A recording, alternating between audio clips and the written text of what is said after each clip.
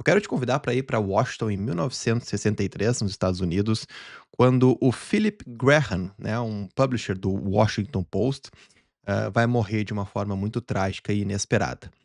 A Catherine Graham, sua esposa, ela vai assumir o controle da empresa. E veja que interessante. A empresa, na verdade, que estava sob o controle do seu marido, ele foi passado pelo pai dela, quem comprou o jornal anos antes. E ele passa o Washington Post para o marido dela, porque achava que ela não estava preparada, e ela mesma não achava isso, para conduzir um negócio. E quando isso aconteceu, ela tinha 46 anos, nunca havia gerenciado um negócio, ainda mais um negócio, como o Washington Post, né, de forma independente. E a lógica para essa época ela era muito simples. O que o pai dela fez, passando o jornal para o marido dela, foi algo bem racional. Como ela não tinha o conhecimento e o que era necessário, fazia mais sentido passar o negócio para ele, e assim continuava funcionando. Só que como ele veio a morrer de uma forma trágica, ela assume o controle de forma inesperada e sem nenhuma preparação.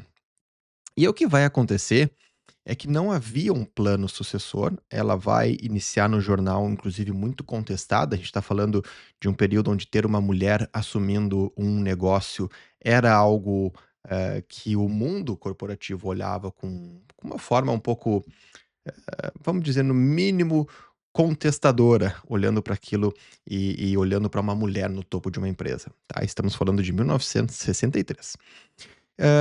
Só que o que vai acontecer é que ela vai fazer algumas coisas que vão revolucionar não somente o Washington Post, mas vão mudar para sempre a forma como o jornalismo americano, vinha a funcionar. Ela vai, em 1971, publicar os famosos Papéis do Pentágono, né, que foram documentos secretos que vazaram do governo, sobre a guerra do Vietnã, e ela fez isso contra todas as recomendações jurídicas da própria empresa e indo contra toda uma pressão direta do governo do então presidente Nixon. Ela vai, né, posteriormente, em 72 e 73, sustentar toda uma cobertura do escândalo de Watergate nos Estados Unidos, que todos os políticos de Washington e o mundo jurídico pressionava para que ela recuasse. E ela, então, se torna, com isso, alguém que veio não só a desafiar o mundo do jornalismo, fazendo uma cobertura bem impactante contra as recomendações jurídicas daquilo que era, eh, lógico para ser feito na época, e assumindo até mesmo esse risco de ir contra o governo, tá. Ela vai ficar presente na empresa até os anos 2000 e ela vai morrer em 2001, aos 84 anos, com o Washington Post no auge da sua influência, né. O que que importa nessa história para a gente fazer uma conexão com o nosso assunto aqui hoje? Perceba como ela vai assumir o negócio sem ter nenhum tipo de preparação. Ela não estava sendo preparada por alguém para assumir o controle da empresa, ela não teve uma preparação prévia e ela precisou assumir as rédeas. Ela foi um case de sucesso. Porém, essa não é a realidade de muitas pessoas que precisam assumir negócios familiares e que não foram preparadas. Muitas vezes acontece, a gente tem várias histórias que sustentam isso, onde uma geração assume o controle do negócio familiar e ao assumir o controle, essa empresa vem a ou ter um rumo completamente diferente, ou até mesmo a ser vendida, ou algo do tipo, quando a empresa não vem a falhar, né, a falir completamente na mudança de gestão entre gerações, hã, de negócios familiares mesmo, tá bem? Mas o que ela vai fazer é muito interessante, porque ela, como não foi preparada, ela vai preparar, lideranças e vai capacitar pessoas para que a empresa continue funcionando. E no fim, o que ela fez foi realmente uma preparação muito grande para garantir que quando ela saísse do comando, o Washington Post continuasse tendo a visão correta do negócio, a liderança correta, e isso foi algo que realmente fez uma grande diferença para que o negócio continuasse relevante, um plano de sucessão. E o que que a gente está vendo hoje, né, o que que aconteceu agora no mês de abril, por exemplo, o mês que acabou de acabar, que nos chamou a atenção envolvendo planos de sucessão. Em 20 de abril de 2026, a Apple anunciou, né, uma mudança que não acontecia desde 2011 na empresa, uma mudança no seu comando máximo, né, a maior empresa do mundo, a empresa mais valiosa do mundo vai trocar o seu CEO. E a forma como isso aconteceu nos traz muitas lições novamente sobre sucessão interna ou planejamento de sucessão dentro de uma empresa. O Tim Cook, ele vai se tornar a partir de agora o chairman, né, ele vai ser o chairman executivo do conselho da Apple, e quem vai assumir o controle como CEO é o John Ternus. Ele era até então vice-presidente sênior de engenharia de hardware da empresa. E ele, a partir de 1º de setembro de 2026, ele vai assumir como CEO, assumir o comando máximo da organização. Ele tem 50 anos, ele está na Apple desde 2001, então são 25 anos aí de empresa. E o que chamou muito atenção, que eu gostaria de trazer justamente para nossa reflexão, é como, tudo isso para a Apple, ou dentro da Apple, ou dentro do negócio da Apple, não veio a ser nenhuma surpresa, né. Ele inclusive usou uma expressão que enfim, durante o processo de informação e que sustentou a decisão, o conselho que levantou esse ponto de planejamento de sucessão de longo prazo, em andamento, né. Foi citado isso em alguma das documentações sobre o posicionamento do conselho a respeito da mudança, ou seja, não foi nenhuma surpresa, não foi uma emergência, não foi algo que ocorreu do dia para a noite, foi algo que vinha sendo sustentado como um planejamento dentro da Apple. Inclusive, o Tim Cook ele vai dizer publicamente: o John ele tem a mente de um engenheiro, a alma de um inovador e o coração para liderar com integridade. O próprio Tim Cook disse isso. E o John Ternus, ele vai dizer também nesse momento de anúncio, que ele teve a sorte de trabalhar sob Steve Jobs e de ter Tim Cook como mentor. Veja que interessante a palavra mentor aparecer aqui nessa colocação do novo CEO da Apple. Porque essa palavra, inclusive aparecendo no comunicado oficial da empresa, ela diz muito sobre como a gente planeja sucessões da maneira correta. Não tem a ver apenas com posições, com cargos, com um tipo de mudança estrutural e organizacional, mas tem a ver com preparação mental, com preparação da mentalidade que se espera daquele que vai vir a substituir um líder dentro da empresa.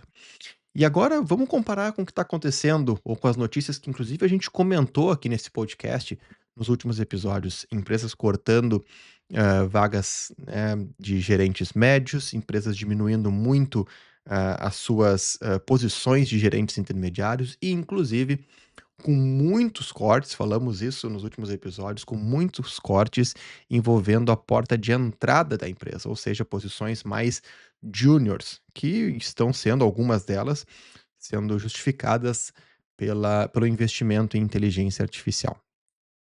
No mesmo período que a Apple anuncia essa transição seguindo um plano de sucessão, a gente vê essas notícias, a gente vê quantas empresas não chegam nem perto de pensar sobre sucessão e apenas executam cortes focada na redução do custo, para o momento, a redução para se tornar mais produtivo em algum ponto, mas não pensando em 3, 5, 10 anos como aquilo vai se refletir na continuidade do negócio. E a lógica, né, ela acaba sendo sempre essa, o pensamento de curto prazo, a cumprir uma expectativa que o mercado tem em respeito da diferença entre custos, e resultados. E quando a gente olha para a Apple, como eu já disse, é a empresa mais valiosa do mundo hoje, ela levou 25 anos formando esse próximo CEO, né. Como eu disse, ele tem esse tempo todo de casa, trabalhou sob a liderança de Steve Jobs, e ele assume a Apple como alguém que conhece muito bem o negócio que ele está tomando à frente, né.